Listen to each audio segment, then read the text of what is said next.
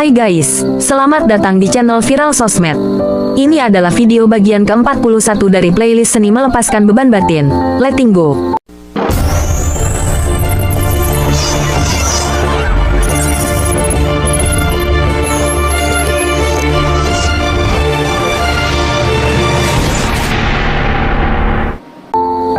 Perjalanan kita sudah cukup jauh. Kali ini kita akan bongkar satu persatu isi kepala dan hati kita. Dan kali ini, fokus kita ada di satu emosi yang paling sering kita salah pahami, kebanggaan, atau pride. Banyak yang berpikir, bangga itu bagus. Bangga pada anak, bangga pada pencapaian, bangga pada gelar. Well, di permukaan memang terlihat keren. Tapi coba kita kulik lebih dalam. Ternyata kebanggaan itu menyimpan jebakan yang berbahaya. Part 1. Mengenal musuh tersembunyi. Kebanggaan. Mari kita mulai dengan review singkat. Dalam peta kesadaran David Hawkins, kebanggaan ada di level 175. Artinya dia masih di bawah garis level kritis 200 yaitu keberanian.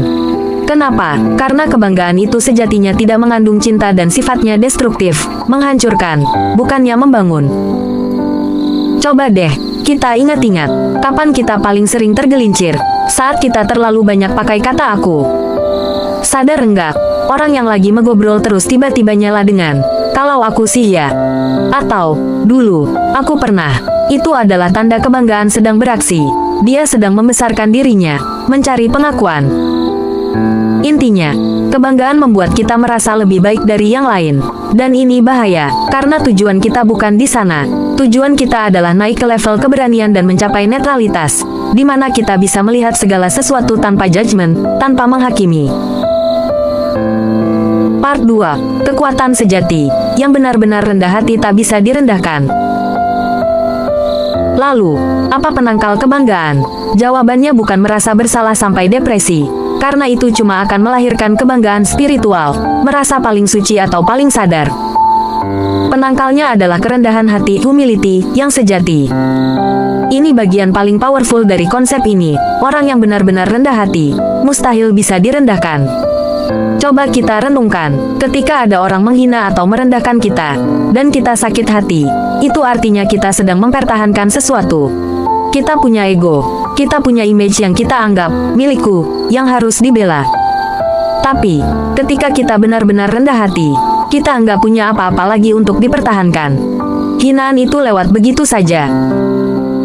Kenapa orang lain marah? Kenapa dia menyerang? Bukan karena kita, tapi karena dia sedang sakit. Dia sedang defisit cinta. Dia kekurangan kasih sayang dan kebahagiaan.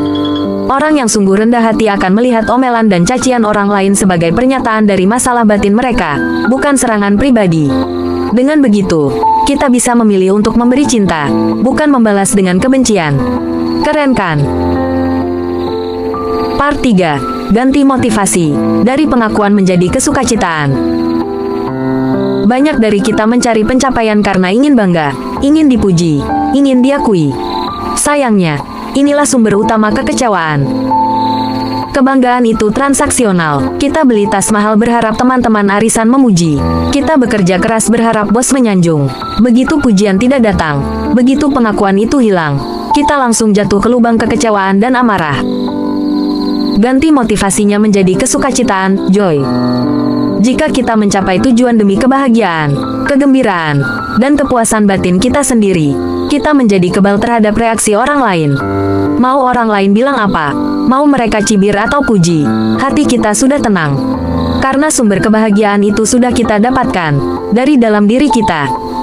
Ini juga berlaku pada kekayaan. Kebanggaan membuat kita posesif dan serakah, memicu keinginan untuk korupsi karena terus berkompetisi.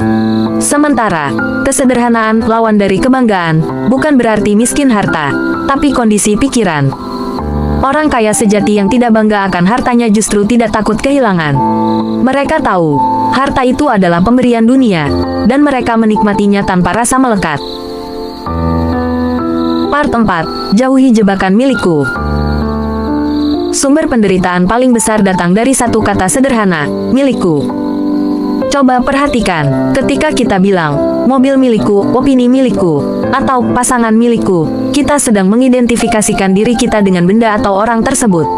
Ada rasa memiliki yang kuat, dan begitu benda itu hilang, dicuri, atau pasangan itu pergi, kita langsung mengalami penderitaan yang mendalam, duka cita, depresi, apati. Karena kita merasa kehilangan bagian dari diri kita sendiri. Jadi, kuncinya adalah melepaskan kemelekatan dan kepemilikan. Bagaimana caranya? Ganti labelnya. Daripada bilang, ini baju milikku, katakan saja, sebuah baju. Daripada berapi-api membela opini saya, katakanlah, itu hanyalah sebuah opini. Dengan melepaskan label kepemilikan, kita mengurangi kerentanan terhadap amarah, kebanggaan, dan rasa sakit. Kita menyadari bahwa segala sesuatu yang di luar diri kita, pencapaian, gelar, harta, bahkan pendapat, semuanya hanya objek yang kita berikan warna. Penutup, hidup adalah pilihanmu. Teman-teman, pada akhirnya, hidup adalah bagaimana kita mewarnainya.